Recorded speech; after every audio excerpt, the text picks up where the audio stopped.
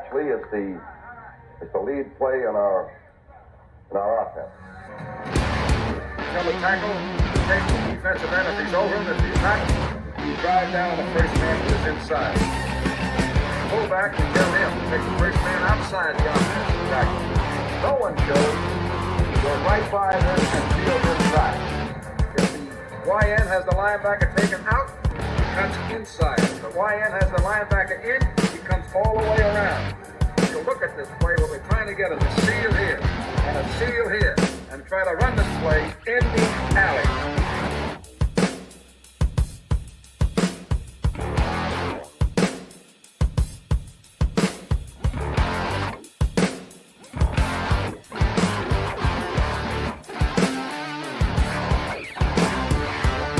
Hey, what's up, guys?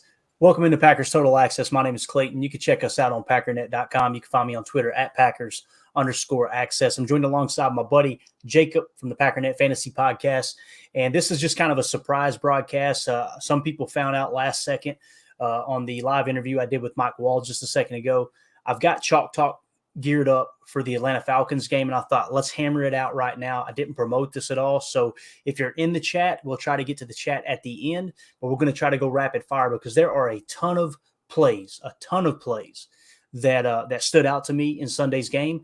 And the way that I like to do this, some folks, they like to break down tape and do their little film session. They'll show plays, they'll show all 22. And most of the time you find yourself, and this isn't to knock them, they have a purpose with their videos too. They're trying to deep dive on a specific technique, a specific situation of a specific play. I like to go through what I call the game flow, the flow of the game. It's so easy for fans, and I've been as guilty as anyone, to pick out a play and go, man, I can't believe they did that right there. I can't believe that happened here. And not even without any context of here's why it happened and here's how it affected the end result of the game. That's the purpose of this. So we're going to go through in chronological order the plays throughout the game that kind of impacted it the most to me. Okay, so that's how we're going to kind of hit on it. Here in the chat, we got Dakota. What's up, buddy? He said, you got me properly distracted here, bud. Sorry about it, man. You better take care of that JOB, pal. Let's see. We got Dro in the house. And we got United Bates. Appreciate y'all dropping in and hanging out. We're still going to go live for Packers Total Access live tonight at 8 o'clock or 7 Central, 8 Eastern. So wait for that. But let's waste no more time. Let's get right into Chalk Talk. You ready, Jacob? Let's go. All right, here we go. Confirm you can see that for me. You got it right? Yep. All right, here we go. This first play that stood out to me right off the bat, 12 minutes, 40 seconds left in the first quarter. It's a 1st and 10 play for the Atlanta Falcons. We come out in a nickel 2-4-5. I've got 93-19 front, but it's actually more of a 4. So it's a 9-4-1-9, okay? So you basically got Kenny Clark rather than playing the 3. He's more playing kind of nose up on the guard. Some people would say it's a 5. You're kind of splitting hairs, in my opinion. I think it's more of a 4. And the goal is to isolate him on the left guard, okay? We're running a cover 3 zone match. And what appears to me, and to the best of my knowledge, this is the first time I recognize it this young football season, the first time we're in Meg. I believe this is a Meg defender here. And I think he's covering this receiver. What Meg means in this zone match coverage is man everywhere you go. Okay, so they put a man coverage on him while everyone else is playing zone match. That's what it appears to me. And if you'll notice, too, as the play goes along, Darnell Savage, I feel like, is playing bracket coverage on that same receiver. So they seen something on tape where they said, okay, when they go to this wide look, which essentially they went to an 11 personnel, an 11 gun, and they flex Bijan out, you'll see that this is actually Bijan right here that's in motion, okay? So they went to an empty set, and when they do that, the Green Bay Packers and Joe Barry more specifically seen something where they like to go to this slot defender. It's probably because they're creating this eye candy here, right? And they like to hammer the front side, whether it's a sit, slot, a slant, whatever. So you've got Darnell Savage kind of playing that bracket coverage on that slot and taking that out of the equation, and it forces Desmond Ridder to look left, okay? Now, what I want you to key in on the defensive side of the ball here is Kenny Clark. He's going to absolutely abuse this left guard here, okay? So you're kind of playing nose up on the tackle. Of course, the tackle knows His responsibility is going to be to block this wide 9 look here in Preston Smith. That's going to free Kenny up to get a free run, not really a free run, but to bull rush his way to Desmond Ridder. Let's roll the tape there. You see the eye candy, the motion. Watch Kenny. Pressure, pressure, pressure. Look at him drive that guard back, guys. Absolutely abused him. Pressure leads to what, Jacob? Pick. There it is. Pressure pick, coverage sack, right? There's your pressure pick. Now, I want you to look at it from this other angle again, but look, watch the ball come out of his hand right here. Look how much he affected that. You love that. We need that face frame, don't we? We need that in the game room here. That's what we need. So, again, I'm going to play it in slow motion here for you guys just so you can kind of see. Look at Sewell. I mean, just an excellent job here. And again, this is when we were in a single high look. I know many people like to pretend like all we did was play 2 high shell. That is not the case. One of the biggest plays of the game actually came in a single high look. All right, let's move on to the next play. This comes first quarter, 11:22 left. Okay, so this is immediately following. This is a 3rd and 11 play. And we come out in an 11 gun empty, strong right, T weak. Okay, what does that mean? Really, really quick for those who may not know. 11 gun simply means 1 running back, 1 tight end. There's your running back. There's your tight end. It's 11 gun empty. Notice the backfield is empty, right? You've got strong right, meaning the tight end is on the right side of the field. And then T weak, there's your T, okay? So 11 gun empty, strong right, T weak. And I just put free rush. I don't want you to focus on the routes. I don't want you to focus on anything other than the free rusher that comes here. I'm going to play it, then we're going to go behind the line of scrimmage, all right? People seen this and they said, what was Rasheed Walker doing? What a horrible rep. I'm going to explain to you what he was doing, okay? This is, imagine you're either the center or Jordan Love. We don't know if Jordan Love is setting the protection or not. I personally think it's all Josh Myers setting the protection. They don't want to put that based off of the comments that Matt LaFleur said this whole offseason. They're allowing Josh to handle that so Jordan can free his mind up to do other things, okay? So when you come to this point right here, it all comes down to hat count, okay? Let's look at the hat count on defense here, Jacob. Here, at first glance, it looks like you've got 1, 2, 3, 4, 5 rushers, right? Now, understand this linebacker may be dropping back. He isn't, but Jordan's got to be taking that into consideration, and so does Josh Myers, okay? So if Josh Myers comes up and sets the protection, right, and you assume those are your 5 rushers, how many guys do you have to block? They're going to run a double leak, okay? What's that mean? It means Patrick Taylor here on the end and Luke Musgrave are going to chip block and then leak out. So you can't just assume they're going to block their guys the entirety of the play. It's help. It's extra help to funnel those wide edges that Matt LaFleur likes to run as well, funnel those wide edges a little bit back inside, okay? They're not the primary blocker. So essentially when you talk about a hat count, you've got 5 potential rushers, right? And how many blockers do you got? 1, 2, 3, 4, 5, right? So it's 5 on 5. And the way that this is going to be set up, as they come to the line, I guarantee you what happened was Josh Myers IDs the mic. He says, this is the mic. What's the mic? It's the impact point, the center point of the pass rush, okay? So you're trying to set your protection. You ever seen the quarterback come to the line, Jacob, and he points and goes, 57's the mic, 53's the mic, right? Yep. He's setting the protection. You'll notice Jordan Love isn't doing that. If he is, he's doing it in a minimal amount because Josh Myers, I believe, personally is in control of that at the moment. All right, now it may not be for long. We'll find out. But so if he sets him as the mic, this is your pass protection. Rasheed Walker has the wide 9, right? You've got Elton here. That's 2, 3, 4, 5, right? Now keep in mind that these guys out here are going to chip. You're going to chip and leak, right? Chip and leak.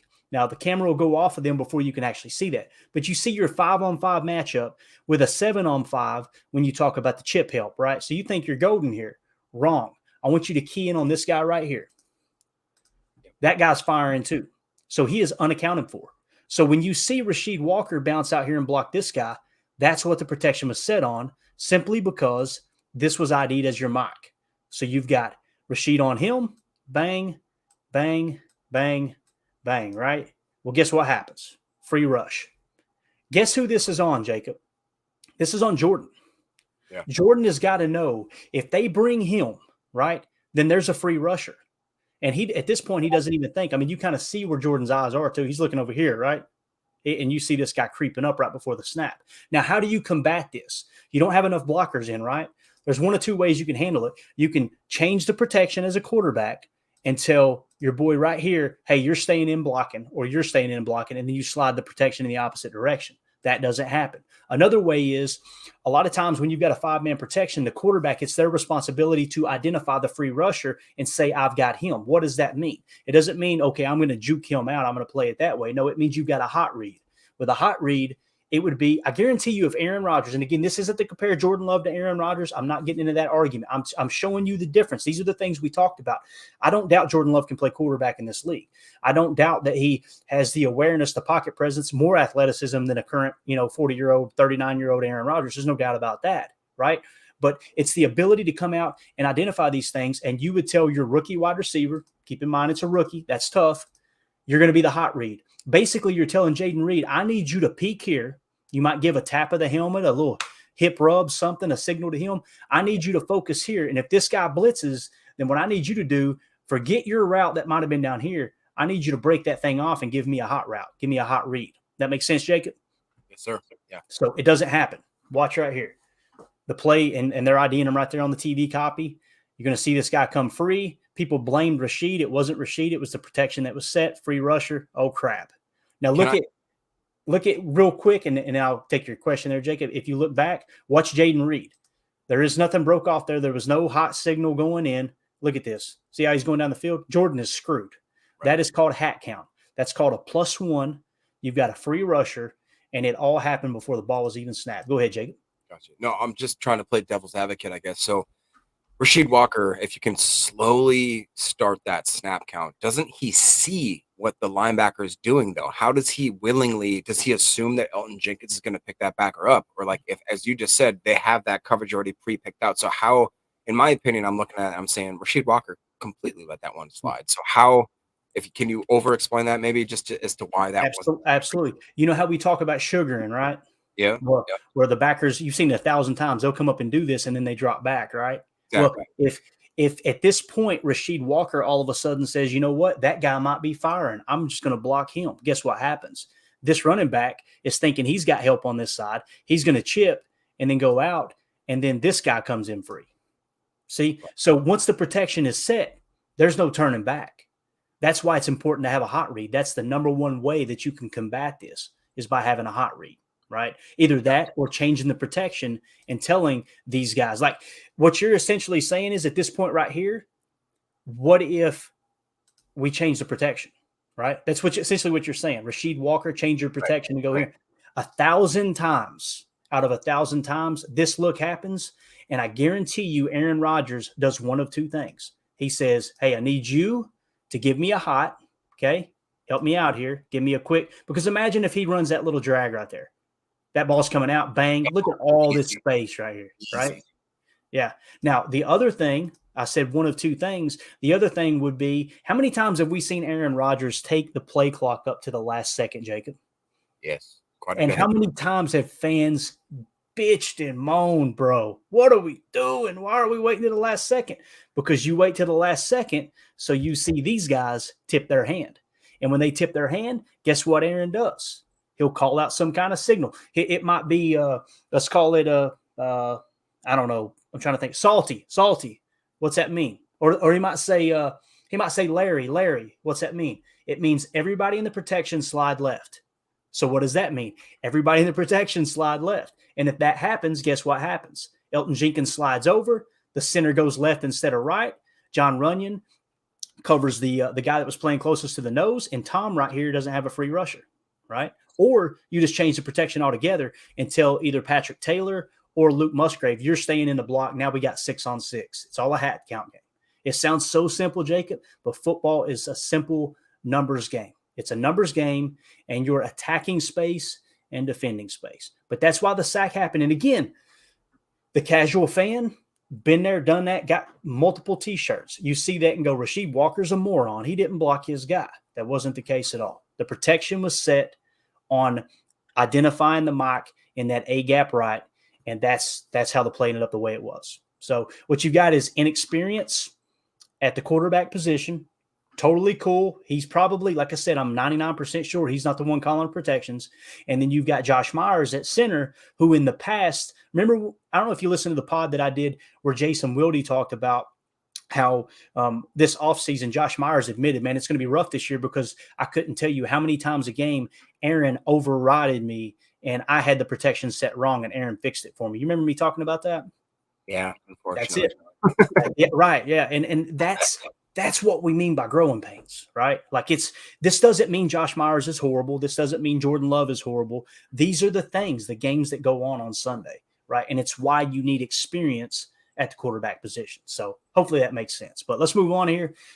Next play, again, that was a missed opportunity in my opinion. There, I don't think this. Yeah, this obviously wasn't the same drive. That was kind of a drive killer, if I remember correctly. So let's fast forward to the second quarter. 13 minutes, 40 seconds left. Notice it's 3-0 Falcons, right? You got that pick and didn't turn it into points, right? Big missed opportunity. So when we talk about the Packers winning the turnover differential, they won the turnover differential, but they turned 0 of it into points, right?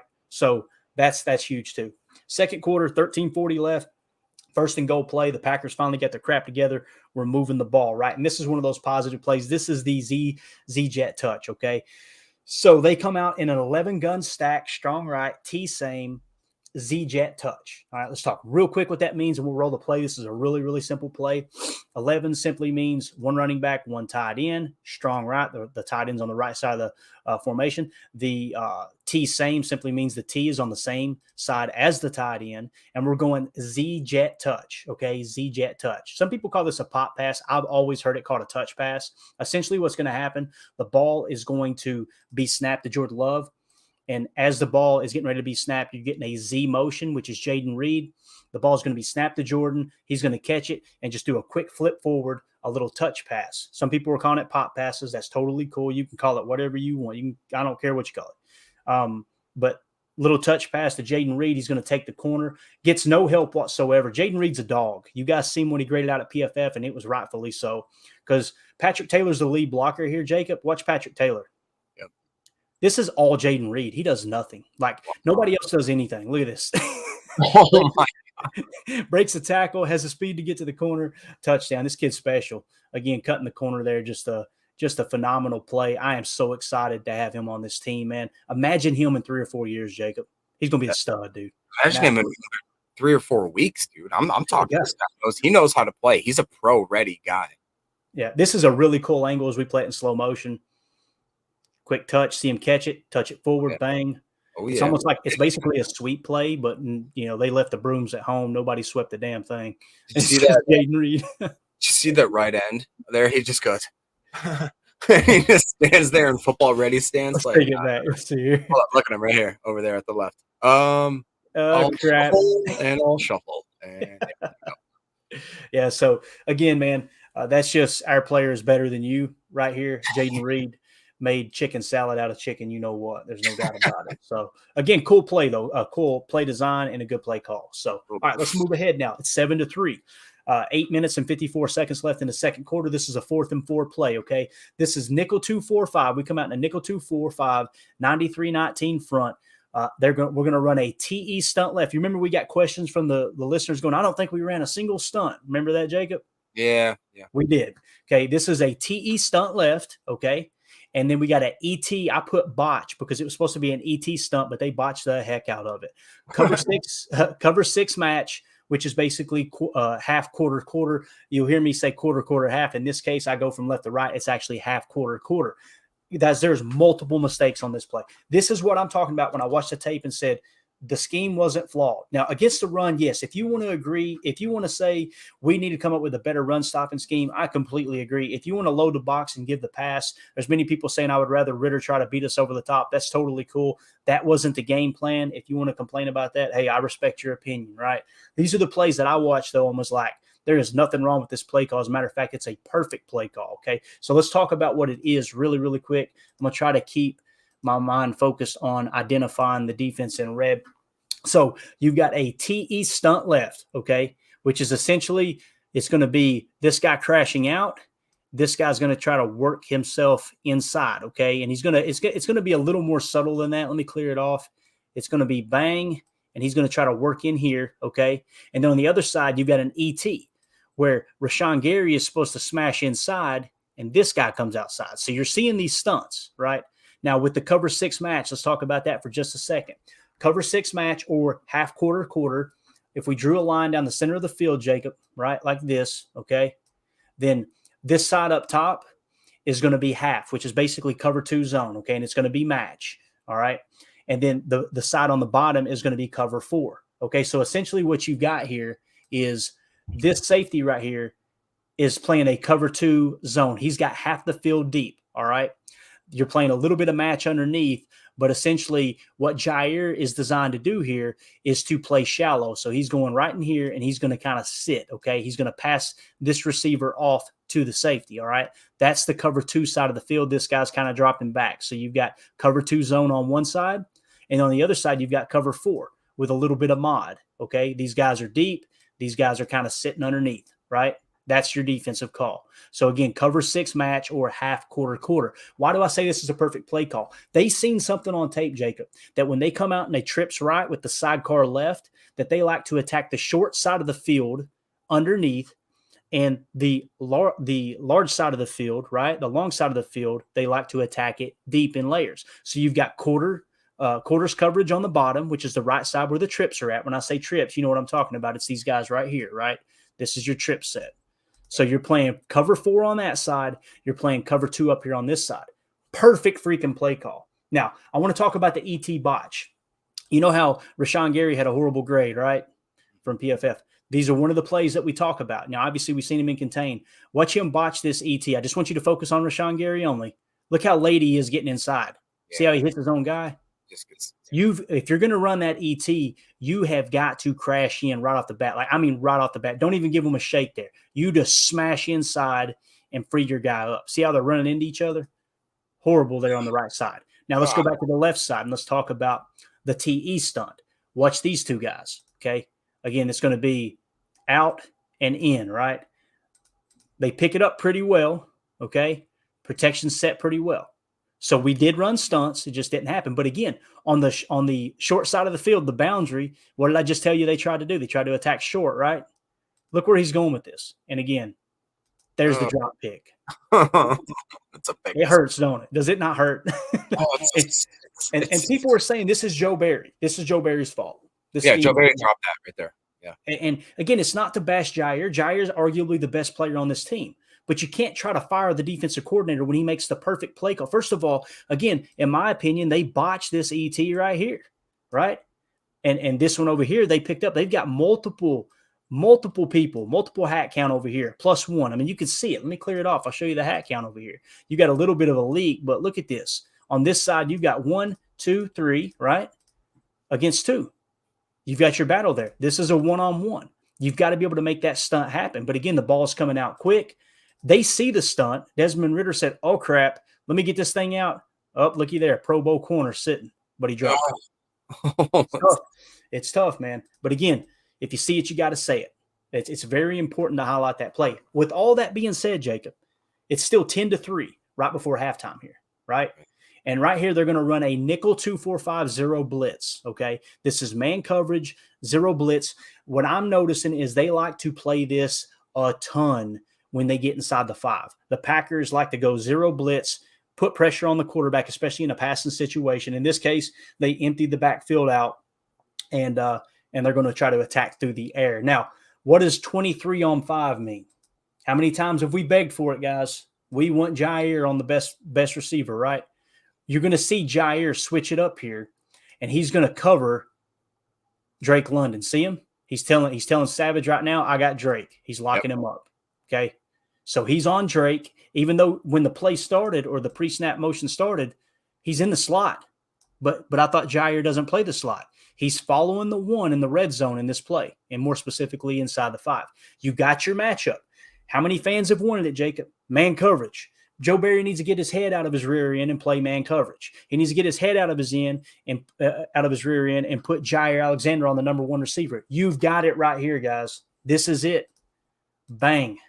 Bang. Number 1 wide receiver against our number 1 corner. You got your wish. Let's watch how it unfolds here. Okay. Ball is snapped. You'll see Drake kind of works the outside shoulder. Good position. Watch what Drake does. Whoop. Guys, he just beats him. And I heard people saying he pushed off. And you see Jair, he pushed off. Okay, as we roll it back, I want you to focus on who makes contact first and who continues contact more than the receiver. It's Jair. So, and they're kind of drawing it up as a whip route. It's more of he was trying to get to the corner. Jair took the corner away, and then he just breaks it off, kind of a little choice almost. Look at, they're both hand fighting. Jair's grabbing him by the jersey, the arm, and everything. God, and I will say Quay made a good play on that. He put his hands up. That was actually a really good throw by Ritter. I mean, the guy was not a great quarterback, but that's a heck of a throw there. And under pressure, a guy in your face. Savage is kind of grabbing the guy. Jair is all over Drake. I mean, that was a good play, man. This Falcons team is not a chump. They're not a chump. No, absolutely. They were a decent team last year. They graded out, I think, in the top 10, if not the top 5 in PFF as an overall grade last year. They played good football. They just didn't. They were lacking talent. Now you add Bijan Robinson, and Drake London's going to step into his own for another year. I'm not impressed by Desmond Ritter, as you can see the drop pick the play before. But again, this is your best against their best, and I'm sorry, but it felt just like Terry McLaurin beating Jair last year. Yeah. And again, Jair's a great player. That's the highest paid corner in the league. I'm sorry, you put Darrelle Revis on a number 1 receiver, this ain't happening. You know what I'm saying? Like, if he's the best corner in the league, because you're paying him like he is, this shouldn't happen. He's getting manhandled. And again, I don't see that as pass interference or pushing off. They're both grabbing. Like, look right here. He's got him by the arm, got him by the jersey. So it's not to bash Jair. It's just simply pointing out this is one bad play, right? But this is a bad play on Jair. Had nothing to do with the scheme. You drew it up perfect. You put your number 1 on their number 1. Like you said, you put pressure in his face. Anything stick out to you so far, Jacob? I mean, no, it's my little brother, who I told you guys was kind of like one of those people that said, man, why don't they man up, or why don't they, why are they playing such soft coverage, or they're 10 yards off the ball? He actually called, I dealt with him a few minutes ago right before we went on, and he's like, man, I got to be honest. He's like, I watched your post-game show. Now I kind of get it. He's like, I honestly kind of understand. And I'm like, hey, that's what you do once you learn. It sounds so like egotistical, but it's like once you understand, take the time to understand what the concepts are, it doesn't look that obscure. It looks honestly just they made a good play. They made a good play. Right. And that's why I said, you notice in the post-game show, and first of all, guys, the only reason I know what I'm telling you guys right now is because I've read multiple books by extremely smart football minds, former Hall of Fame coaches, general managers, the people that the Twitter folks make fun of, like Michael Lombardi. Oh, he's an idiot. He doesn't know anything. He's a bad GM. I've learned from people like that on how to watch tape. Pat Kerwin, former executive for the Jets. Oh, the Jets are a horrible organization. I don't care. He was one of the top 32 people in the entire world that was trusted with a football franchise. I have a hard time believing Joe 3589 Hamburger on Twitter knows more about the football. Sorry, it's just my personal opinion. But we all have to learn. I've got a ton to learn. I was just on with Mike Wall a second ago, and I've got a page and a half of notes from just taking notes on me asking him questions and me going, boy, didn't see it that way. Didn't see it that way. That's how you learn, man. You gotta be willing to drop the ego and go, okay, maybe, just maybe, I don't know everything. I could not tell you how many times I had to do that and go, Clayton, you're stupid, dude. You think you know everything and you ain't got a clue. Find someone who knows and lower the ego and try to learn. That's basically what it comes down to. But let's move on to the next play. Third quarter, 14-42. We're in the middle eight, right? At this point, I think we were losing the middle eight, 3-0, I believe, if I remember correctly. So 14-42 left. We're up 10-9. It's a 3rd and 15 play. And this one's going to hurt too, Jacob, but we're going to do it. We got a dime 2-3-6, 95-39 country quarter spot drop, okay? Let's talk about what that means really, really quick. First of all, a 2-3-6, right? You guys haven't heard that much. 2 down linemen. Here are your 3 linebackers with Quay in the middle, all right? And then you've got 6 DBs.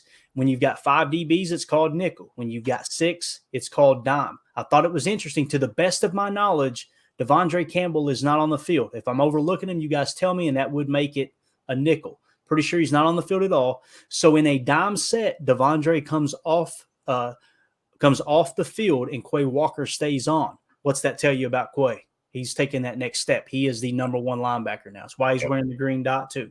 So essentially what you've got here, I explained the dime 2-3-6. Let's talk about what country quarters is. Country quarters is your traditional cover 4, right? Deep, deep, deep, deep if it prohibits it, and then you've got spot drop. These guys are dropping back, and they're essentially what they're doing, Jacob, is they're gonna drop all the way back to these sticks underneath and protect that first down in the 3rd and 15 situation. Okay.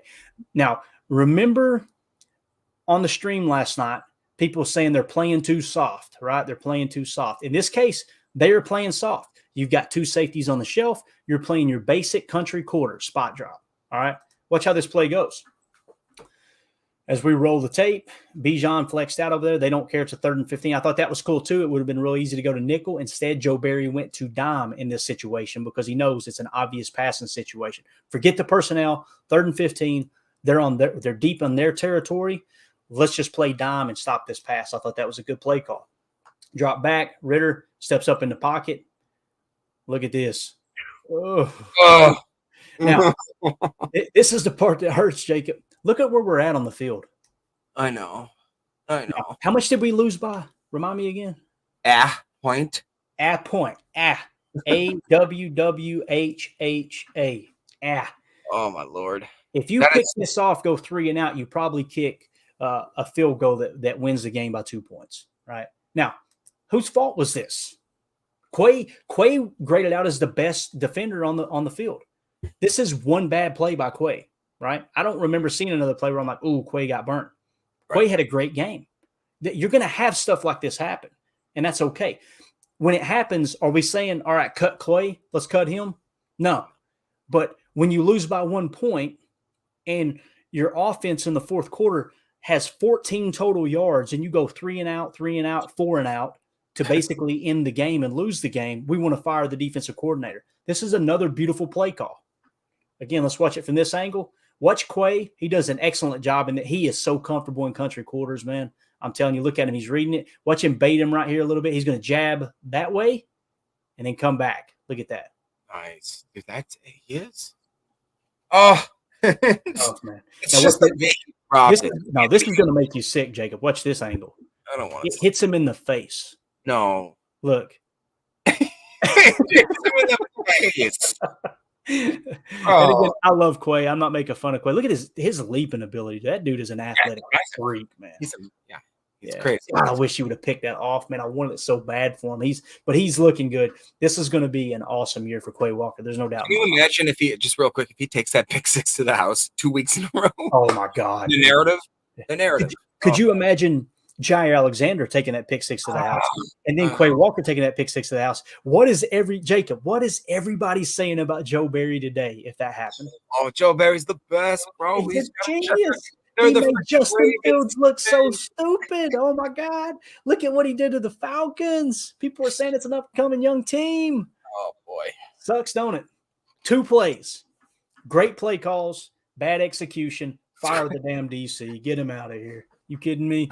That's why I'm struggling with it, man. And it's hard not to argue about it. It really is. All right, let's move on to the next play. 3rd quarter, 10:41 left. We're up 10-9 somehow, some way after dropping 2 picks. We're still up 10-9. We're in pretty good control here. And this is a 12 balance, Z motion to twins, play action sift, max protect, switch, slot cross. Okay, let's talk about what it means really, really quick. Again, 12 personnel, 1 running back. All right, you've got 2 tight ends balanced, meaning there's 1 on each side of the ball. Okay, we've got play actions. Well, Z motion to twins. What's that mean? Your Z receiver is motioning to a twin set, a tight twin set over here. Okay, and one other thing I want to point out, Jacob, it's really, really important here. Why is he the Z? Because the X plays opposite the Y on the line of scrimmage. Okay, you see this receiver right here is on the line of scrimmage, okay?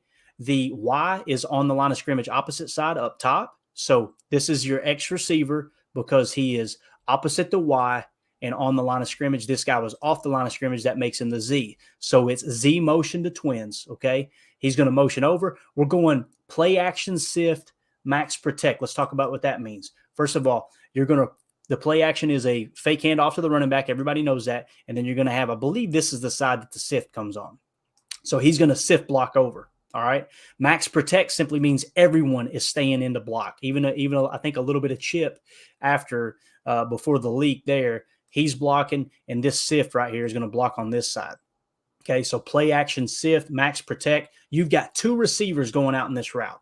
Okay, 2 receivers going out in this route. First of all, what do you notice about that motion? Man coverage, isn't it? Yeah. So he's following him.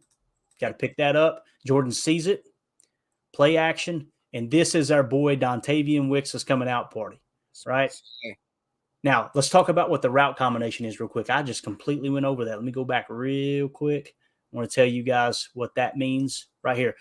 It's switch, slot, cross. To the best of my knowledge, they run a ton of slot cross. A slot cross is simply a crosser on the inside with a dig on the backside, okay? This is, to the best of my knowledge, the first time I've seen Matt LaFleur run a switch slot cross, which basically means as he comes over and comes set with the twin, he doesn't come set, but he's just motioning.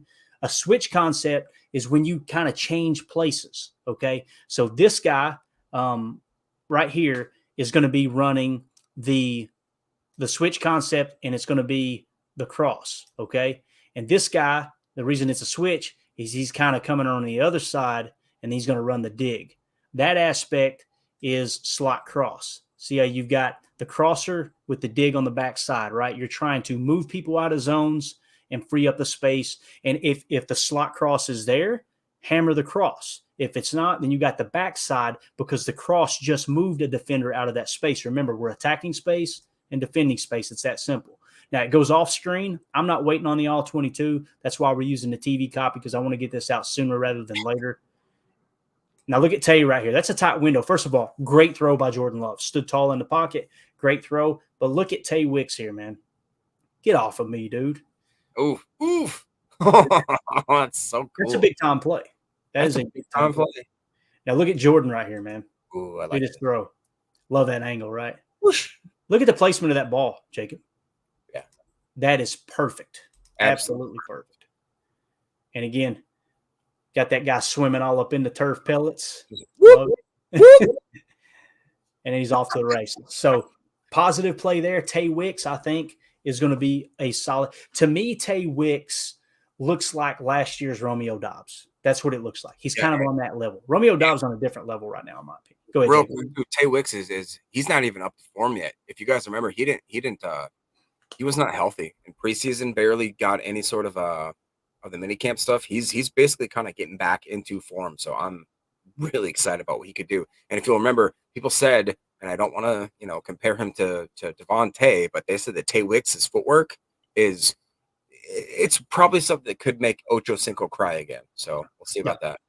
Absolutely. All right. Next play, third quarter, 1 minute left. First and goal play for the Packers, 17-12 lead. We're going to come out in an 11 ace U63. I'm trying not to grin. 11 ace U63, strong right stack, X choice, Z leak, flat 7. Okay. Let's talk about what that means real quick. So 11 ace, 1 running back, right? 1 tight end, U63. What's that mean, Jacob? Do you remember? Yes, it means that you're going to have basically another tackle outside on offset, almost like a extra lineman. Oh, yeah. Guess who that tight end is right there? Number 63. That's going to be our boy Walker, right? Actually, it may not be U63. Let's look at it. I rushed through this sometime. Isn't Josh Nijman on the left tackle, and then that what's his name was over there on the right? Yep. Now, I look 63, right? That's the number you're seeing there. It's kind of hard to see. Yeah, that's 63. So they slid Josh over and put 73 at left tackle. They put Rasheed Walker over at tight end and put Josh in at left tackle. That's what you were saying. Is that right, Jacob? Correct. Yeah. Yeah. So that is U63. I did get it right. Sometimes I put these together so quick, I get in the middle of the broadcast and I go, did I get that wrong? So it is 11. One of the things that I'm so proud of is from learning, like, guys, I'm not an expert by any means whatsoever. Clay is. I will say that, and Clay's going to say he's not, but he is. But I was so proud of myself. I texted Goose and Clay. I was like, "Yo, U63." I was like, "Look me over there." They slid Yash over to the left tackle, and I was like, "Hey, I know stuff. I know stuff." I don't know if you heard earlier that when I was talking to Mike Wall, but he called it U Bacon. Yes. And I went, hold up, did you just say U Bacon? And he went, yeah. I said, so why did you call it bacon? Why did you call it bacon? And he went, well, I mean, Kevin Berry, I wouldn't say it, but he's a big old weight, like 340 pounds, right? So they referred to it as U Bacon. I love it, man. U71 Bacon or just U Bacon. But anyway, back to the play. Strong right stack. What does that mean? It means that you're stacked on this side, right? You've got your two receivers stacked here, okay? And again, it's 11 ace, and even though it's we specified 63 because our boy Rasheed Walker is the extra tight end. So there are your three wide receivers. But again, the stack is this right here, how they're kind of stacked on each. Some people would just call this close. I like to call it stack anytime they're within a half a yard of each other and they're vertically displaced. See right there?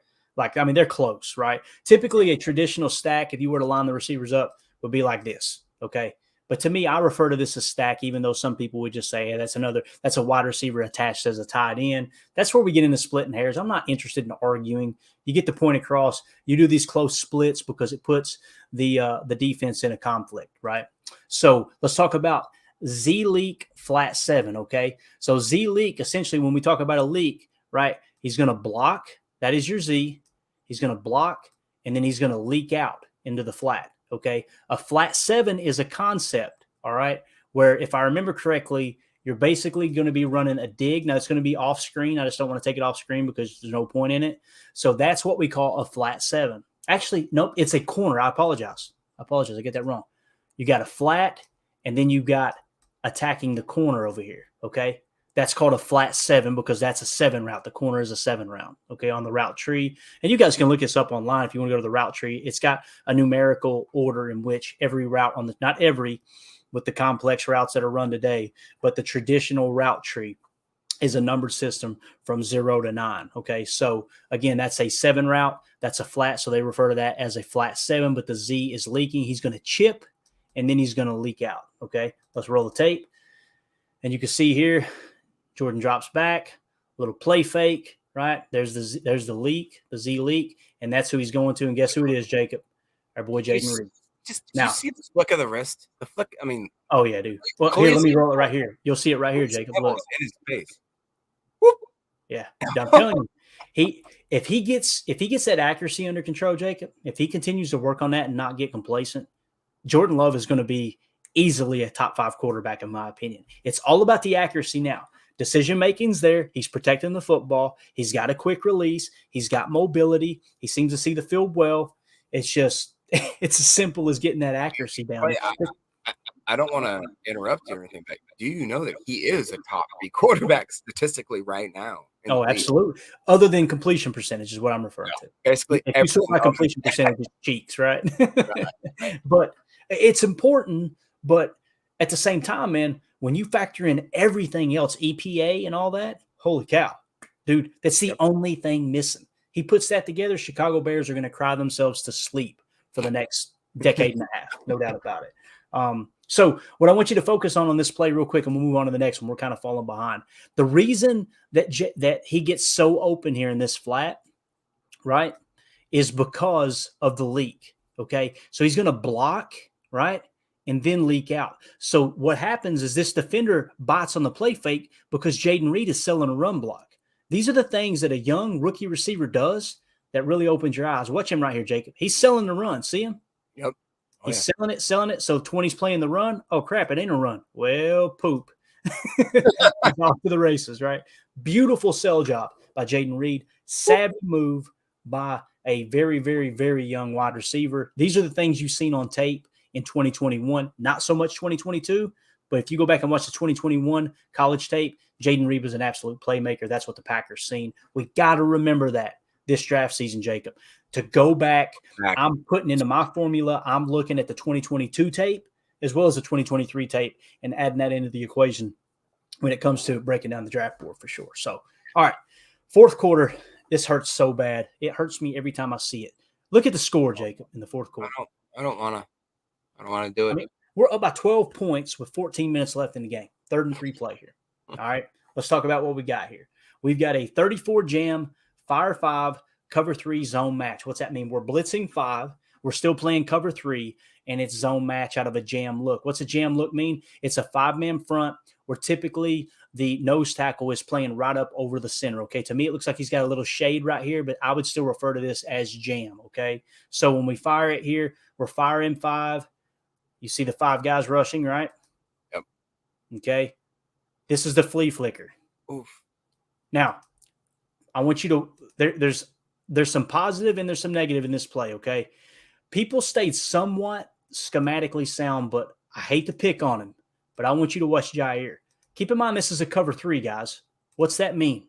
That means deep. Savage is right here. I don't want to take it off the screen. He's deep down the middle. Right. And Jair is supposed to have deep third.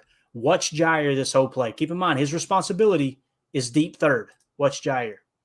Watch him. Watch him. Bot, sits. Oh, crap. He's beat. Now, I picked on Savage for this play, and rightfully so, but that's not Savage's zone. In my opinion, that is the responsibility of Jair, and he knows it. He hung Savage out. Savage uses athleticism to get over here and make a play on this ball. Look at the ground he had to cover, Jacob, coming from this spot here. But he doesn't really. Is this? Can you let it play through? Because is this the one where Savage seems to jump for whatever reason, like off his back foot? This is the 6-inch vertical. Yeah. That's what I'm saying, bro. Look at this. Yo, what are you doing? You're in position for the pick there, bro. I'm just saying. And this is Joe Barry's fault. How is this Joe Barry's fault? God dang, Joe Barry there. You got us again. This right here, blown coverage on Jair.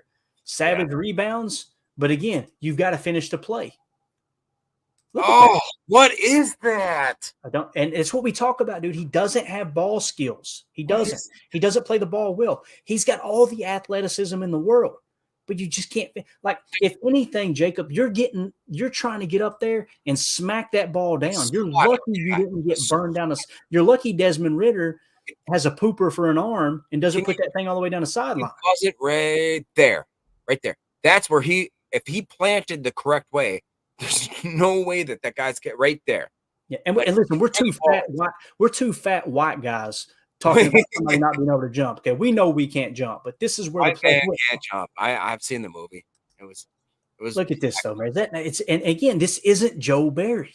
No, it's not. And I'm not even saying that should be picked, although a lot of people were saying that. I'm just saying at a minimum, you got to knock that ball down, man. So tough, dude. So tough. If that play doesn't happen on 3rd and 3, Jacob, there's 14 minutes and 20 seconds left. You're up by 2 scores. You're up by 12 points, and they're punting the ball. Exactly. Because look at where they're at. They're probably not going for it over there at that point in the game. They may, I don't know. But, like I said, hindsight's 20/20, but it's just such a tough play, man. Rasul played well, I thought. I thought Rasul had a good game. Rasul's a dog, dude. I love that guy so much. Yeah, and you can tell he wants it so bad. Oh, yeah. So here's another look at the flea flicker. It was a very pretty play design. The Packers, other than Jair, if he puts that thing on a line, that should be an easy completion. But unfortunately, Ritter hung it up and allowed there it is right there. Look at that. Oh my God, what is that? He's jumping horizontally. I was gonna say, how did he jump that way? It's almost as if like his leg gave out or something like that. I don't know. That's crazy. Almost like he said, money. So, all right, next play, 24-12. Later in the drive, a 4th and 4 play here. This one sucks because it happens to my boy. But you got a 43 jam 6. That's right, 43 is what we showed here. Okay, 1, 2, 3, 4. I call it jam 6. You got 6 guys on the line. Jacob, what is Joe Barry supposed to do here? You've got 6 guys. You've got a 6-man flat front. I call this flat line typically. Look at that flat line front. And you've got a 0 zone match. So everybody is playing zone match, meaning as a player comes into their zone, they cover them, they release them horizontally into the next. But everyone is basically, look, we're covering the goal line. Look at this defense, dude. Look at this, right? Actually down and back up probably, but that zone, you get it. You're playing the goal line here, right? And you got a 6-man front, right? Everybody's eyes are on the ball in case the quarterback tries to scramble. Now, here's the deal. You're going to run a read option here, a zone read, all right? So when you run the zone read, I'm pretty sure this is the zone read. I could be wrong. Let me roll it here. I want to make sure. I get so mixed up. I've looked at so much freaking film. Let's make sure it is a zone read. I'm pretty sure it is. Yeah, it looks like it. Yep, this is definitely because it's a little bit of displacement. So right here, okay, watch our boy. This is basically a one-on-one matchup between Desmond Ritter, Cheeks Ritter, and Rashawn Gary, okay? It's going to be a read option, which basically means what's going to happen here is the ball is going to be snapped. Ritter's going to put the ball into the belly of the running back, and he's going to read Rashawn Gary. If Rashawn Gary stays at home, he hands the ball off to Bijan Robinson, and he's running right into the teeth of the defense, okay? If Rashawn Gary, if he crashes down on the running back, then Ritter pulls the ball out of the belly, and what's he do? Pulls the ball out of the belly, and he runs the ball, right? Now, watch Rashawn Gary up top. Here's your motion. Right here. Look. I mean, Ritter's already made his decision. Why did he make that decision? Because look at Gary. Gary was basically full sprint to the running back. He's out of position. Now he realizes, crap, I've got contain. Play's over. The play is over, right? Again, in my opinion, perfect play call by Joe Barry, and arguably your best defender made a mental mistake. Rasul comes in, and some people are going, Clayton, I don't think that was the case. I think it was someone else's responsibility. I think it was a bad play call. Tell Rasul Douglas that. Watch Rasul Douglas right here. Right. He looks at him. Look at Rasul. He knows. Oh, God. Like, he knows you've got to contain that. Look at this right here. Look at Gary the whole way. Oh, 100%. 100% on Gary. The perfect play call for a read option. You've got your best defender, your best pass rusher, your best, in my opinion, the guy. If you told me there's going to be a read option to one side, you can only pick one defender to be one-on-one with the running back. Who would you pick? It would be Rashawn Gary. Right. Absolutely. But and reason, Rasul, probably because. And again, watch Sewell right here when he gets up. He gets up, yeah. And he helps Gary up too. He wasn't just being a prick about it, but he helped him up. But it's like, God, missed opportunity. So now it's 24-19. Fourth quarter, 11:48 left. We're still up by 5, gang. We're still up by 5. Oh, this one sucks too. I think this is the play right here, if I remember correctly. I think this is it. So we've got the play is 12 ace, U flex, shift to balance, run. It's a run call, okay? It's a run. So basically, this is your U tight end, Tucker Kraft, okay? He's flexed out wide. So it's 12 ace, 1 running back, 2 tight ends, right? U flex, shift to balance, simply meaning that Tucker's going to shift back in here and make it a balanced set, okay? And it was a run play called. Now, I want you to watch as Tucker Kraft motions over. Watch this guy right here, Jacob, okay? As Tucker Kraft motions over to reset. Watch what happens. Man coverage. Yep. See it? Yep. They know now we're in man coverage. So watch Jordan Love now. Watch the quarterback. Oh, we're in man coverage? That's single high. What just happened? You see the safety come down? You're gathering information, right? So now you know man coverage, safety drops. You got another safety deep back here already. That's single high man. Watch Jordan. First down. Can. Right? So he cans out of the play. Everybody gets it. You see him signal. So we go from the run, okay? That pre-snap shift gives us the information we need. Now we can to play action, Y sift, double climb, T leak. All right? So once everything comes set, I got to keep that up or I'll forget all that, of course. You've got play action, of course, play action fake to the running back. You've got Y sift, okay? So the Y is going to sift block over, right? You've got double climb. When you have single high man coverage, they love running these double crossers. A crosser is a climb route. Some people call it a climb. Some people call it a crosser. I asked Coach Hom one time, I said, you call this a climb? He said, we call that get open. You're running like a crosser, a crosser framework, but you're trying to find the soft spot. So there's one cross, right? And then the other double crosser is Romeo Dobbs, okay? Now the read for Jordan Love is complete the play action, sight adjustment, find the deep safety, and whoever he goes with, you throw to the other guy. Guys, keep in mind, 11:48 left. We're up by 5 points. This is a first down play, okay? At the time, do you guys remember me kind of being like, why are we passing on first down? This is why we can to the pass. You got the exact look that you wanted to see. Now, for all those people who disagree with the PFF grade of Jordan Love and saying, "Now, how are you going to have 3 touchdowns, no picks, and your quarterback grade out on PFS is a 59 or whatever it was?" Plays like this. Watch what happens. He's going to can out to it. We're going double climb right here. Can. Look at everybody touch their helmet. We all got it. Musgrave looks like he's a little confused, but I think he got it. So now here comes the sift. All right, which was probably a split flow play anyway. There's your sift coming over. Here's the crosser. Look where Jordan's looking, right? He's reading the safety, and he read it wrong. I'll show you why, right? That's pretty good coverage there, right? Watch this replay. This is going to hurt, Jacob. This is going to hurt bad. I want you to watch Romeo Doubs on this crosser, and look how open he ends up. Oh, I don't want to do it. I don't want to either, but we're going to do it together. Hold my hand, man. Hold my hand. Going down with the ship together here, bub. Here it is. Play action. Here comes the crosser. Watch the safety. Watch the safety. Watch right there. Look. Look at how the safety's hips open. That is your read. Yeah. That is when Jordan Love sees that safety open up to that side, you need to go here with the ball. Absolutely. Right? Now, again, it's easy for me to say that, being fat, out of shape, and sitting on my couch with some Cheeto stains on my whitey tighties. You know what I'm saying? Yeah. Look at this. Oof. Look at Dom. Oh, boy. Now, I say this, I show this play not to make us all relive this misery, but I want to go back, Jacob. This is why I bring it up. I got to go way back. Imagine it's the fourth quarter. You got a 5-point lead. I want to pretend that he hit Dobbs on this play, right? You're now up 30-19. Okay. In a one-score game in the fourth quarter of his second start as the starting quarterback, Jordan Love comes to the line, reads the defense like Aaron Rodgers and Brett Favre 2.0, cans to the right play, hits Romeo Doubs for a deep crosser, and what would be a 75-yard touchdown pass to seal the game. We've got our third consecutive franchise quarterback. Yeah. But just that little misread. Am I crazy? Am I looking at the bottom left of the screen? Does that say Jordan Love at this time was 14 of 19 for 151 and 3 touchdowns? He crapped the bed from this point forward. Oh my God. And I'm telling you, he was having a freaking day.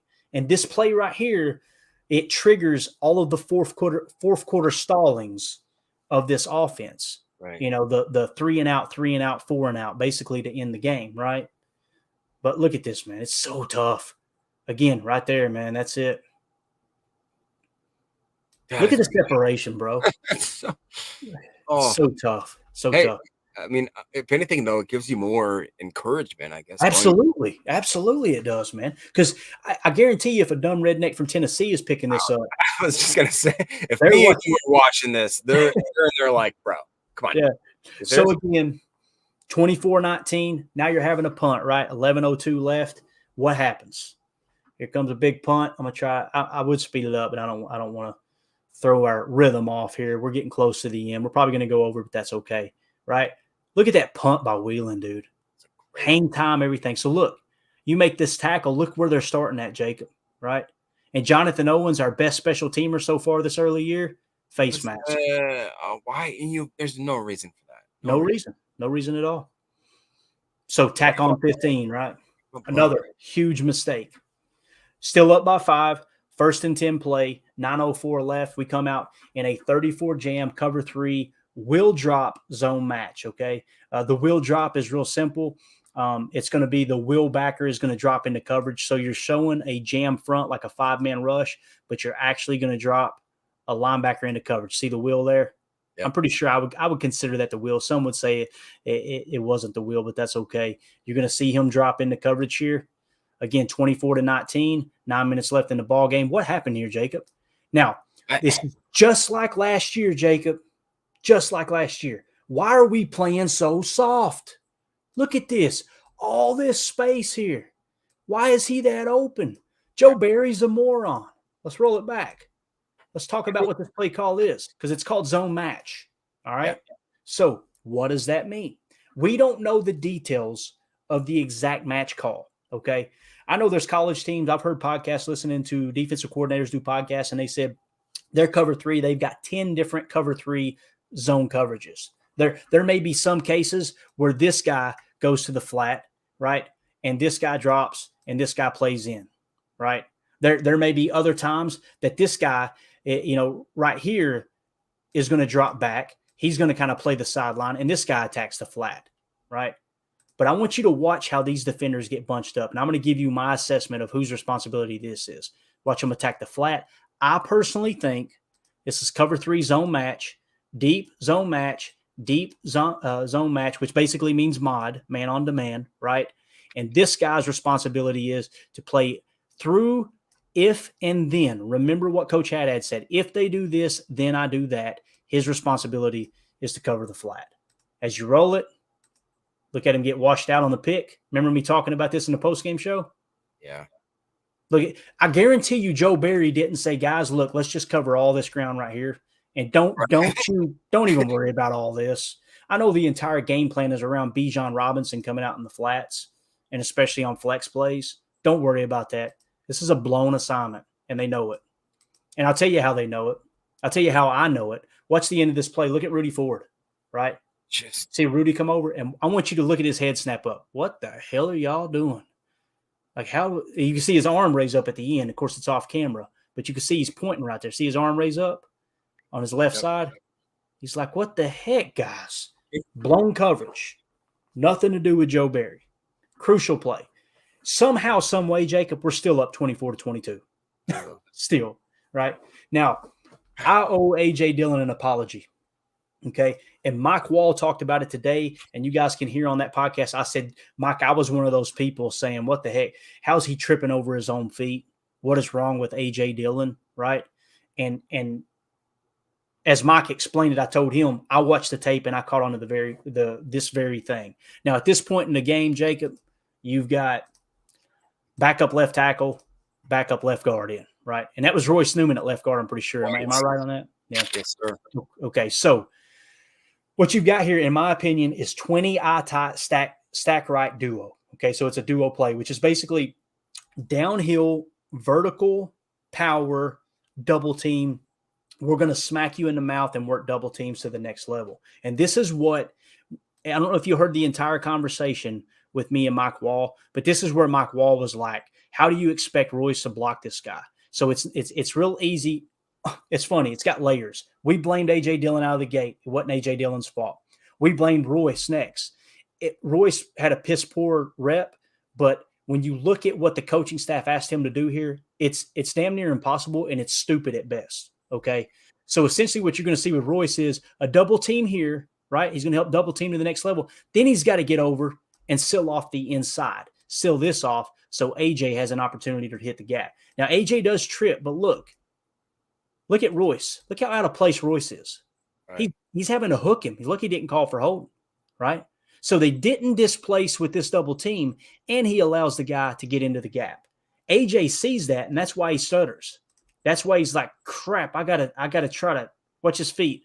This ain't here. Oh, gosh. Yeah.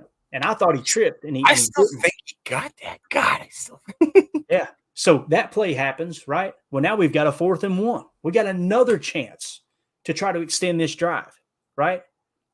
4th and 1, 6:20 left, up by 2. This is the infamous QB sneak where Jordan Love originally I said it looked like it was Josh Myers' fault because Zach Tom looked at Myers. I think Zach Tom was looking at Myers like, what the heck just happened? This was 100% on Jordan Love. Again, inexperience at quarterback. These are the growing pains we talked about all offseason. He's expecting a different snap count than everyone else, and he looked like me on about 6 Sam Addies. I'm just telling you right now. This other angle, if we've got it, is the worst, but I don't know if I've got it or not.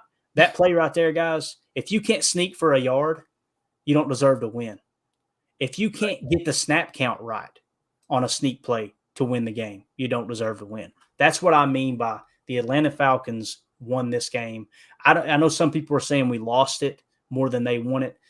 I can see arguments for both sides, but nonetheless, Atlanta deserved to win it, and we definitely did not deserve to win it with all the mental mistakes in the fourth quarter. There's no doubt about it. So here now, 6:07 left, and we've got it's 24-22. We're still just holding on for dear life. We're going to run a 34 jam cover 3 spinner zone match. Remember how everybody was saying, oh, they were just playing cover 4, cover 4, cover 4. This is a spinner look. All right, what's that mean? You've got a too high look to limit the information you're passing along, and this guy's going to spin into the box for a cover 3. Okay, so you've got cover 3, probably zone. It's zone match. So it's what we call cover 3 spinner zone match. For those people saying we're not putting enough in the box to stop the run, outside of putting 0 safeties on the shelf, I don't know what to tell you. I don't. But Here comes the play. Little play fake. Everybody getting back, right? Now, guess who gets burned on this play, Jacob? There he is. I don't want to see got, once again, we want Jair to follow the number one receiver, right? Follow the number one. You can shut him down. Guess who is on him? Now, watch this. The better look here. You've got your highest paid corner in the league on the number one receiver. That was drawn up by your defensive coordinator on this play. Okay? Now, watch Jair. You've got deep third. It's zone match, right? At this point, it's now mod. It's man on demand. You're playing man coverage, right? You've got help on the inside. You know you've got your safety down the seam, okay? So you should be playing with outside, what I refer to as outside leverage or outside technique. Watch him get greedy here. Oh, it's over. Just like the Washington game last year, you had your best corner on their best receiver and you lost. Yep. That simple. That simple. Next play, fourth quarter. It feels like a funeral now. I'm sorry, but we're going to get through it. We're going to fourth quarter, 5:01 left, 24-22. It's a 3rd and 3 play. We come out in a nickel 2-4-5 TE stunt. Again, people said we didn't run stunts. We ran stunts. This is a TE stunt. Cover one man, Jacob. Cover one man, linebacker blitz. How many times did we hear it last year? We got to go man, bro. We got to go man. This zone doesn't work. You got to play man coverage, blah, blah, blah, blah, blah. Well, when you play man coverage and you play with a team that's got a weapon, I said weapon. I know it ticks some podcasters off. I don't give a rip. Bijan Robinson was one of those players. He was arguably the best player in this entire NFL draft, but because he played running back, he dropped a bit, which is just absolutely silly to me. This is what we mean by weapon. You come out in a what I would imagine is a 21 personnel. Let's see, we're actually in a nickel, so you probably had 11. They go empty. They flex Bijan out. When you're in man coverage, right, and you've got a nickel 2-4-5, and you call an empty set, what happens, Jacob, in man coverage? Who ends up covering the running back? You get a linebacker on you, bro. It's going to happen. There it is. Now, there are people going, it ain't that I've got a problem with. Why is there this much space? Okay, so you're saying that what you should do is now put Dre Campbell up here on the line playing press man against Bijan Robinson, who is arguably I don't want to say number one wide receiver caliber receiver. Forget he's a running back. Forget the position. He is at least a number 2. He's possibly number 1 caliber. That's how good he is in the passing game. That's not my opinion. That's Greg Cosell from NFL Films, who's been watching NFL films, breaking down all 22 before 90% of us were even alive. Okay, to the best of my knowledge, that is Howard Cosell's nephew, and he's been with NFL Films since the 70s. Okay, he says Bijan Robinson is capable of being a number 2 receiver on pretty much any team in the league that isn't loaded at the receivers. Probably outside of Miami, outside of the LA Rams that have top-notch wide receivers, outside of Vegas, he is a number 2 caliber receiver. If you put Dre Campbell up here on the line playing press man, it's freaking over. And of course, hindsight's 2020. What do fans say, Jacob? I would rather have that than just give them an easy first down. Okay, look at how quick this happens. There's other people saying, you got to call a timeout there. You got to call a timeout. Okay, you're down to 2 timeouts. They're bleeding the clock. They're running the ball down your freaking throat. And now we're just going to waste a timeout. Oh, by the way, it's important to understand, Joe Barry doesn't call timeouts, guys. It's not like every coach on the field has the ability to call a timeout. They don't have that kind of response. You know what I mean? This isn't Madden. Well, you've got the controller too. Hit select, call timeout. It doesn't work like that. So if you want to blame someone for not calling a timeout and recognizing this, you blame Coach LaFleur. It's that simple. Because now Joe Barry, who knows? He may have been in the headset saying, Matt, call a timeout, call a timeout, call a timeout. I have a hard time believing he's going to do that because the game plan is set. You know they're going to play, they're going to flex him out, and there's going to be situations when you do go cover one man, your linebacker is going to have to cover. I had other people on Twitter, Jacob, they were saying, why don't you put an extra corner in? Did you watch the game? It's a 3rd and 3 play, and you basically want to play a dime set against their 11 personnel? Yeah, I don't understand that either. Real quick, this play was the one that my brother highlighted, and he actually, like you said, he took a screenshot right there, as if you could look right there, and he goes, and he just highlighted the distance in between Devondre and who's the freaking running back? Bijan. It's not Bijan. And so he basically said, like, why would this happen? And then I explained it to him a little bit, and he called me today, and he's like, hey, you know what? I actually watched Clayton's podcast, and he goes, I kind of get it now. And he's like, I honestly do understand. And I was like, oh, crap. We converted one. We converted one. It's not ideal. Don't get me wrong. There's nothing about this situation I go, great matchup. This is a great call.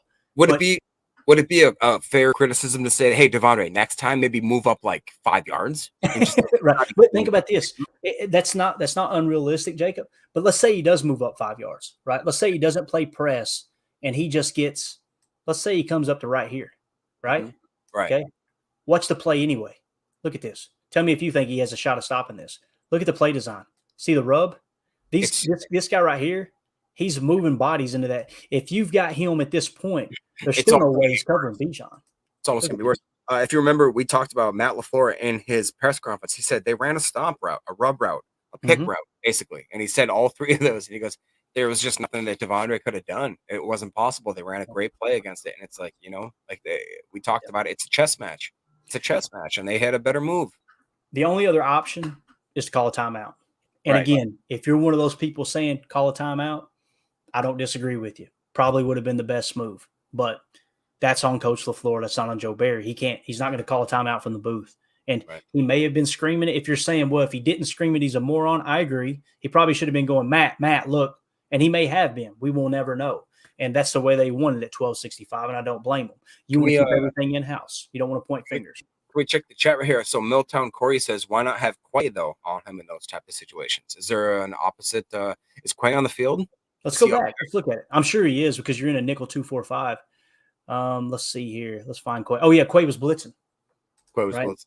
Yeah. Okay. So he's right there. That's one of the strengths of Quay Walker, right? We were talking about it coming out of college. He could be Micah Parsons. He could blitz, right? So in this situation, I'll tell you, it's great. Who's the better blitzer? Devondre Campbell or Quay Walker, right? It's Quay Walker. Right. Okay, what did fans scream for? Not that the person in the chat screamed. I'm not saying that at all. Please don't take it that way. What did we scream for? We want more aggressiveness. We want more people on the line of scrimmage applying pressure rather than just dropping back and playing off, right? It was just one of those situations. You got an absolute dog, a weapon matched up because it's man coverage. And again, if your argument is we shouldn't have played man coverage there, I could not agree more. That's why I personally like the Joe Barry style defense of zone match. You get man principles within the protection of deep zone coverage, if you will. And it confuses the heck out of the opposing quarterbacks, which is why you had 3 opportunities to pick passes off today and you only came away with 1, right? So, again, this was a big play. This was the big controversy. That's how I seen it. I'm not saying I'm right and other people are wrong, but there's nothing someone's going to tell me to try to convince me that that Devondre Campbell should be playing press man. I'm sorry. It's just not the case. If you're one of those that, like I said, once again, I've said it 1,000 times a day on Twitter, if you're one of those people that think we shouldn't have been playing man coverage, you and I are of the same cloth. I agree completely. I wish we would have stuck to zone match, but it gets loud out there. All right, next we got a nickel 2-4-5 cover 3. We're just going to roll it. We got orbit motion. I want to explain this because it might be a learning point for someone. Orbit motion, if it was just jet motion, he would come here, right? Orbit motion, think of the planets orbiting the sun, right? He's going to go all the way around the quarterback. That's called orbit motion. So they got a little orbit motion here, a little bit different look. We're in zone. Notice no one follows him. They just shift over. Okay. This is another one of those plays, Jacob. It's going to hurt. Again, we got a zone read, right? Which is a read option. Quarterback, running back. You put the ball into the belly of the quarterback, and it is on Rashawn Gary is the read man. Okay. He's going to come up and he's going to watch the quarterback, right? If the quarterback hands the ball to the running back, then he attacks the running back. If you hold your ground, right, and he pulls the ball out of the belly of the running back, then you stay with the quarterback. Watch what he does here, Jacob. Look at him crashing. Oh, that's way too hard, man. Way too hard to fight. And again, 3rd and 3, they're running the ball down your throat. Here's the other thing, too, guys. These defenders are gassed at this point. Right. They almost doubled us in offensive snaps because our offense crapped the bed in the 4th quarter and couldn't move the chains one time, right? They're gassed. But look at Rashawn. He's on his heels and everything. You know who that reminds me of is what we saw That's Brenton Cox Jr.'s big flaw in college, that he was just the guy that would shoot in trying to hit the quarterback and didn't care about outside edge containment. You've seen that a little bit in preseason. It's hard, man, because they're running the ball, and you're like, I'm getting him this time. Oh crap, he ain't even got the ball. Yeah. But again, here's what's crazy. Inside, Look at how Rashawn Gary recovers here, right? This is going to suck because he read it wrong originally, then he gets juked out. Right here, you never want to be parallel with the line of scrimmage. Look at this, or look at that. Your hips are completely turned, right? And they're gassed. I get it. Now look at Ritter cut it back in. Now here is my big knock. Yes, Rashawn Gary played that bad. But again, he didn't get outside of Gary. He held his ground, right? Look at Preston. Yeah. Look at Kenny. Right? Brooks. Is that Brooks too in the middle? Yeah. But, Brooks still, though, when you look at the line of scrimmage, I understand it's not perfect, but he's still underneath the line of scrimmage. Look at those guys. Right? Now watch Ritter cut it back. Right? Force them back again. Look at Kenny. Oh, crap. Now look at Preston. Ritter has the football. Right? And he's trying to get here. Look at Preston, flat-footed. Yep. You see, look, I mean, like, this is tough. And again, they're gassed. I get it, but and then he's man. 3rd and 3. If you stop them there, guess what happens, guys? They kicked a field goal, and we got almost 3 minutes to score. And you got 1 timeout plus a 2-minute warning. It's tough. A little later in that drive, 4th and inches. This was the quick snap or whatever. This is what I believe Carly Ray was talking about last night, Jacob. I want you to look. Look how quick our boy's getting under center here, right? And this is a heck of an overload set, too. Beautiful play design right here. Look at how everybody is standing up. Look at the defense. There's only one guy that's set. Everyone else is like looking around. Look at everybody. This is the same. Guys, this is game on the line. If they convert this 4th down, the game is over. And I put loafing WTF. And again, they're tired. I get it, man. I'm not sitting there pretending like, I could do any better. Please don't take it that way. But look at this quick snap. Nobody's hardly set. They're trying to get down real quick. Calling out. Yeah, it's over. It is over.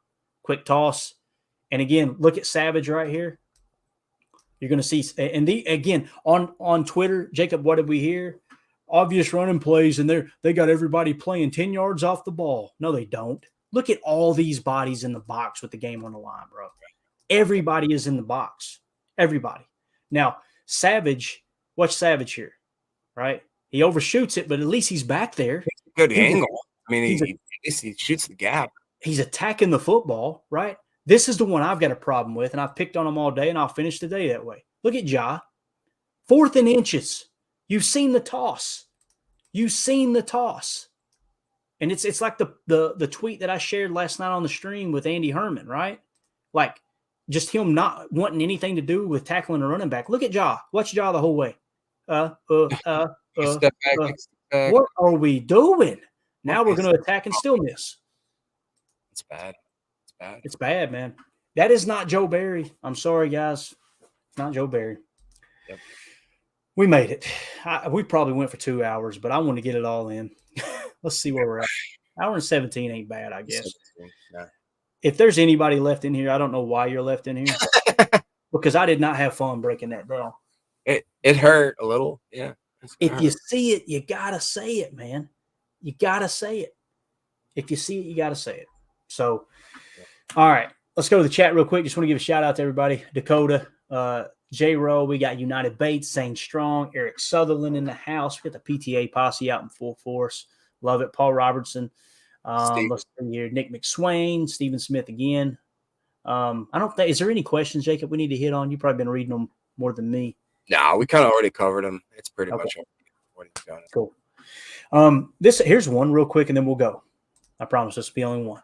Milltown Corey, appreciate you dropping through. But he said, did the Packers players underestimate the Falcons? Hopefully, a great comeback game against the Saints. Not being in the locker room, I don't like to make statements like that. Now, I'm not saying there's anything wrong with you asking the question. Those guys put their body on the line, and they work their tails off. I'm not going to sit here and go, they just don't. I cannot stand to hear fans go, they have no heart. They don't want it. Bet me, like those dudes, there ain't nobody on that field that said, You know, I don't care if we win this game or not. I know there's certain plays where you go, what are they thinking? You know, they're not giving 110% effort and all that. I venture to say everybody in the chat, including myself, probably don't give 110% at your job. So it's hard for me to say that they need to, right? But it is what it is. Guys, it's a tough game. But again, 17 plays, Jacob, and I would say at least 12 or 13 of them were negative, wouldn't you? Yeah, definitely. Yep. And we only lost by 1 point. Bro. Without again, our starting left tackle, our starting left guard, our starting running back, our starting number 1 receiver. Yeah, exactly.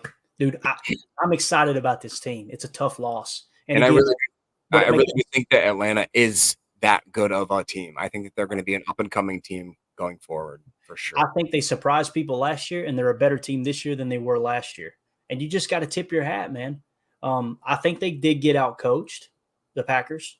I think they did get outplayed. But you know what, man? It's a young team. There's growing pains. We showed mistakes by Jordan Love. We showed mistakes by Jair Alexander. We showed mistakes by Rashawn Gary. We showed mistakes by a young offensive lineman that's trying to fill in for starters missing, right? It is what it is. Now we're ready to bury the ball. All right. Now we bury the game ball. I always like to, people say on Monday morning, bury that game, bury the ball, forget it. No, we got to learn from it. We as fans need to learn exactly what happened. Now we bury the ball and we move on to the Saints. Do you think that Matt LaFleur was especially a little bit perturbed? Because to me, it seemed like he was a little more spicy. Because if you guys don't remember, he got basically his start in Atlanta. He spent a lot of time in Atlanta. Yeah. That was where he cut his teeth. And I think to me, it was more of a personal game where he wanted to go in there and be like, look what you guys lost kind of thing. I'll tell you another connection too, Jacob. I could be wrong, but Arthur Smith, I'm pretty sure, was the tight ends coach at Tennessee. I think that's true too. They coached together in Tennessee when Matt LaFleur was the OC. To me, it seemed like it was a personal matchup that he was not excited. And I think that may have been if David Bakhtiari decided not to play. I think that's why he also was a little bit more perturbed, just for another reason, like another little you mother. He got upset about it. You could tell he was not a happy Matt LaFleur. And now I'll say this: Carly Ray in the chat, she says, "Can LaFleur not see the forest for the trees?" I don't want to put words in your mouth, Carly, but the way I take that question is, does he got too much on his plate? Is he, to not be a head coach? I don't know if I 100% believe that, but I know people around the game like Michael Lombardi and other former executives, they believe that. Not specifically with Matt LaFleur, but in general, when you're calling the plays on offense, you're not able to be a full head coach, right? Because you're focused on the play calling. You're focused on running the offense. As where you might have called that timeout. Think of that play with Dre matched up on Bijan, and we're saying, why didn't Matt call a timeout? Matt might have been looking at his play sheet going, all right, on this next drive, we're attacking with this, we're attacking with this, we're attacking with this, rather than making that decision to call a timeout in a huge mismatch there. That could be the case. Those are the things that when they talk about head coaches shouldn't be play callers, I get it. I get it. And it's one of the reasons why Ernie Adams, I think it was Bill Belichick's right-hand man. Ernie Adams' sole job was to scout other teams and give him tips on specific plays. By the way, the interception in the end zone against the Seahawks that won the Patriots the Super Bowl, that was Ernie Adams found that pick play and made them practice it, gave it to Bill and said, you need to practice this. If they get down inside the 5, they're going to run this play. And that's why they were successful. And what's funny is when they ran it in practice and scout team drills, the defense failed every single time. More specifically, Malcolm Butler, I think was his name, failed every time in practice, but he came away with the interception that won the Super Bowl, right? He had Ernie Adams helping him with clock too. Literally, if Bill had a decision to make, Bill wasn't calling defensive plays. He's got Gerard Mayo calling plays on defense. He's got, over the years, Josh McDaniels, and now he's got Bill O'Brien, Billy Teapot back calling offensive plays. He's not calling plays. And he still had Ernie Adams in his ear saying, hey, Bill, you want to call timeout here? Hey, Bill, you want to go for 2 here? You got to have somebody there. Matt LaFleur may have that. I don't know. I'm not in the building, obviously, but these are the things that really do matter. It really is. So, okay. Oh yeah, dude, I got to hit this real quick and we're done. Nick McSwain, I seen it. Did you all see the Patriots field goal block where dude got to run and start? Did you see it, Jacob? Bro, Pat McAfee and them broke it down. I was listening to it on podcast form. I didn't get to see the visual, and Nick, you can comment if you want to. He caught a tip basically Bill Belichick, this is what Belichick and the Patriots do. They study tape to no end. They caught a tip. There was something that he did. Nick, if you can remember, you may have heard the McAfee show or not. There was something that tipped him off where he would go, I think it was a deep breath. The guy would go before they snapped the ball, and they had it timed to a T. So when it was like 3 seconds, then they snapped it, and the dude got a running start. They caught that on film, bro. That's what great organizations do. That's what great organizations do. So pretty cool stuff. And Stephen Smith in the chat said the visual is fantastic. Hopefully, I'm not sure what you're referring to. If you're referring to this and us breaking down the plays, I'm glad you enjoyed it, buddy. But I want to thank everybody in the chat. We've went way over. We're going to get out of here and go ahead and get this released. I do want to say I want to give a special shout out real quick to our sponsors, Old Southern Barbecue. Appreciate them sponsoring the show. You can find them 5 locations. In Rice Lake, Hudson, Arden Hills, Minneapolis, and Shakopee. If you're near those areas, go check them out. You can go eat in there. Got awesome barbecue, awesome size, the whole 9 yards. Also, if you're planning on having a party catered, check with them with their catering menu. Any of those locations, go online. You can see their catering menu there as well. They'll take care of all the work for you. And if you're at a distance like me, check out their website, www.oldsouthernbbq.com. They got sauces. They've got rubs. They got 4 different sauces, Southern Gals, rich and smoky, mild and tangy, and Chicago Fire. They've got award-winning rubs where you can make your own ribs, your own brisket, everything at the house, and utilize their recipe, years of putting that stuff together. And that way you can be the MVP of your Packers party at home. Make sure you check out that website again, oldsouthernbbq.com. Make sure you use the promo code before you check out of Packer. What is it? PackerNet15. Is that right? Let's see. Yes, sir. PackerNet15. Yeah. Capital P, capital N, PackerNet15. Okay. No spaces. And that'll get you 15% off your order. We appreciate them. Jacob, I appreciate you hanging out with me, buddy. It's a lot of funner listening to me, redneck. It's a lot more enjoyable when you got somebody to talk ball with and break down these tapes. So appreciate everybody in the chat. Thank y'all. For those of you listening on the pod, thank you for making us a part of your day. As always, let's go out and be the change we want to see in the world and go back up. The power sweep. Actually, it's the lead play in our offense. Tell the tackle, take the defensive end if he's over him. If he's not, you drive down the first man who is inside. Fullback, you tell him to take the first man outside the offensive tackle. No one goes. Go right by them and field inside. If the YN has the linebacker taken out, he cuts inside. If the YN has the linebacker in, he comes all the way around. If you look at this play, what we're trying to get is a seal here and a seal here, and try to run this play in the alley.